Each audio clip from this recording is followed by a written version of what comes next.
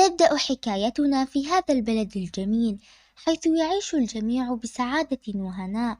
وفي هذا القصر الجميل كان هنالك أميرة جميلة اسمها يونا، تعيش مع والدها بسعادة. وكان هذا اليوم هو يوم عيد ميلادها، وكانت تتجهز للحفل. وعندما انتهت من تجهيز نفسها ذهبت مسرعة للقاء ابن عمها، لأنها كانت تحبه كثيرا، وهو أيضا كان صديق طفولتها. وعندما انتهى الحفل كانت ذاهبة إلى أبيها لتخبره بأنها تحب ابن عمها. وعندما دخلت رأت ابن عمها ينهي حياة أبيها، وهنا صدمت يونا كثيرا من الموقف، وحاول ابن عمها إنهاء حياتها أيضا. فيأتي خادمها وصديق طفولتها هاك وينقذها، ويهربان من القصر معا ويذهبان للغابة. وكانت يونا في حالة صدمة، لأنها خسرت والدها وقصرها في اليوم ذاته بسبب الشخص الذي كانت تحبه. وهنا تذهب يونا مع هاك للكاهن لكي يخبرهم ماذا سوف يفعلون.